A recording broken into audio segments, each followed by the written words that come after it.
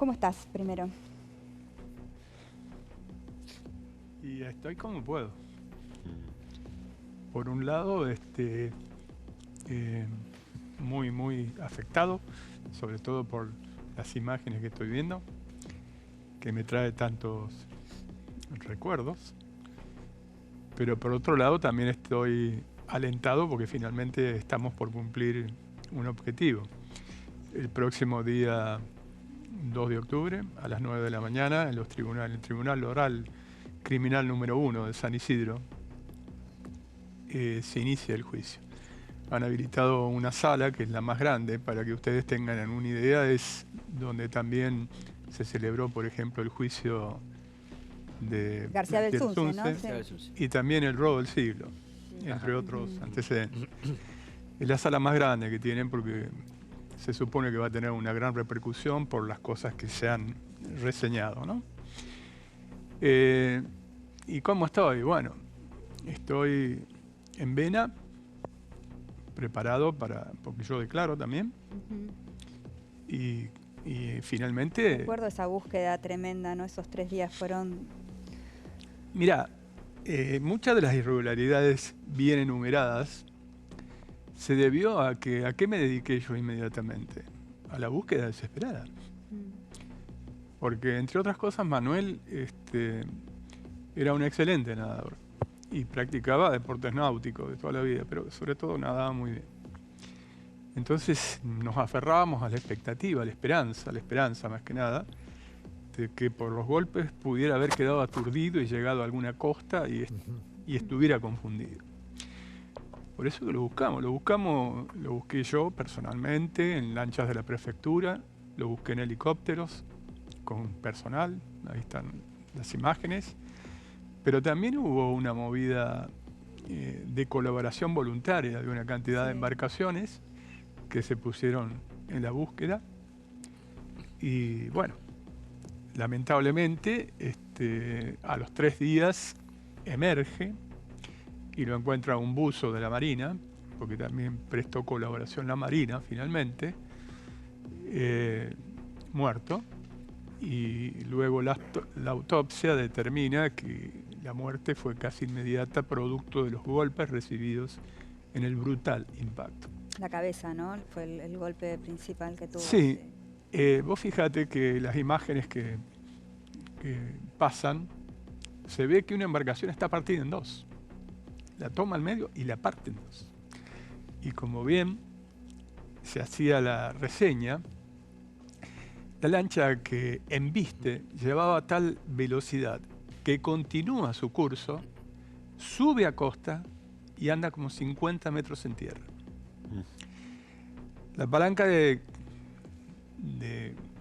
cambio vendría a ser, no es cambio, porque en las lanchas tenés un forward que es adelante, un neutro y reverso, digamos, para atrás. Estaba al tope. Eso está reconocido, puesto en las pericias, con las fotografías, cuando la embarcación se detuvo, etc. Y venía sin luces. Venía sin luces, con una luz a lo mejor muy tenue que podría ser que denuncia el movimiento de zigzag que se decía, porque cada tanto se veía una roja, cada tanto una verde, y esto significa este tipo de movimiento. Exactamente. Visualiza una roja, visualiza una verde, pero a una velocidad de máxima potencia de una embarcación que tenía un motor muy poderoso. Y es muy interesante lo que se acaba de decir. Tuvo una serie de advertencias el imputado. ¿Por qué tuvo una serie de advertencias? Primero porque en la guardería ya lo vieron exaltado. Hay testimonios que así lo testifican. Y todos utilizan la misma palabra, exaltado. Exaltado. Que son ajenos a la causa, son personas que no tienen nada que ver ni con él ni conmigo, son absolutamente testigos objetivos. Luego se conduce la lancha que, además por propia declaración, dice que le gustaba la velocidad. Testigo que los acompaña, el señor, uno de los testigos que era de los tripulantes también de esa embarcación.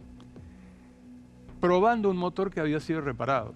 Generalmente cuando se repara un motor, justamente la maniobra de zigzag es casi la indicada porque las velocidades a veces cambian, ¿no?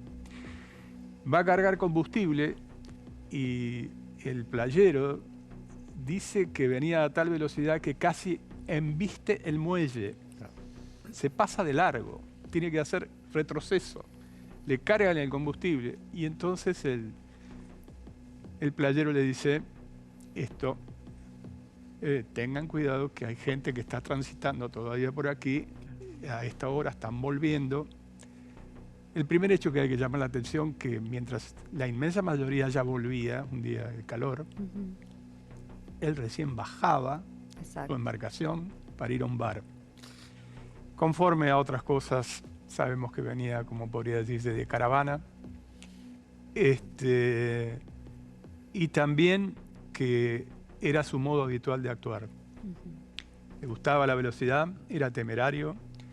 Y la calificación, finalmente, que es importante recalcarlo, es triple: homicidio simple con dolo eventual. Habitualmente, cuando hay accidentes de tránsito, generalmente las calificaciones de homicidio son homicidio culposo.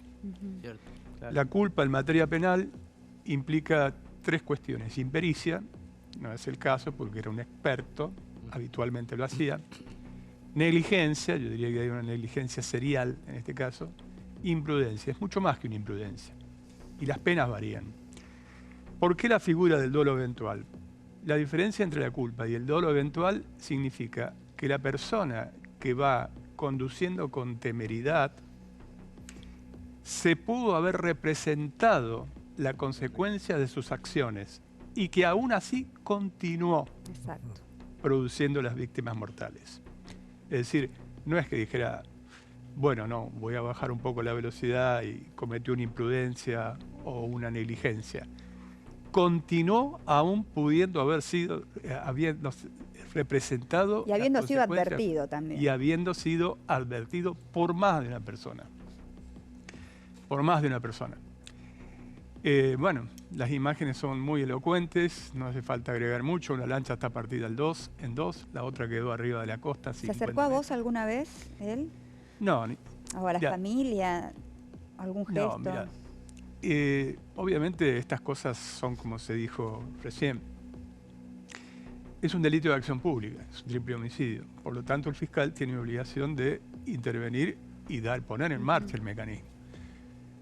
Las primeras diligencias, yo no me puse a ver qué pasaba, porque tú estabas buscando a Manuel. Fueron 3 días. Claro. Allí hubo irregularidades.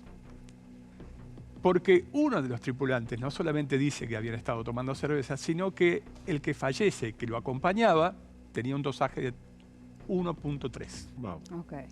El triple de lo que está autorizado. Curiosamente, los demás no. Él aparece sin alcohol. No permanece ni un día detenido porque supuestamente por las heridas recibidas tuvo que ser internado, tuvo heridas leves. Voy a dar un dato que es bastante elocuente. Algunos meses después de producida la tragedia de las 3 muertes y demás, él no solamente gozó de su plena libertad, subiendo cuestiones en redes y demás, sino que viajó al exterior. Manuel cumple años justamente en octubre. Y nosotros... ¿Cuántos años cumpliría él? 21, ¿no? Sí, porque bueno, esto pasó hace 7 años y él tenía 14.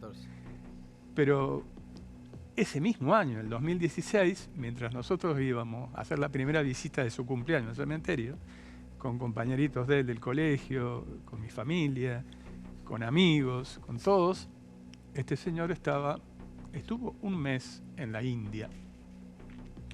Se dedicaba, digamos, a la importación de artículos de decoración y se dedica a eso. Y en realidad nunca tuvo ningún gesto ni empatía de acercamiento porque siempre intentó establecer lo que en derecho civil, pero no penal, se denomina culpa concurrente, es decir, que ambos conductores podrían haber tenido una culpa concurrente. Y tengo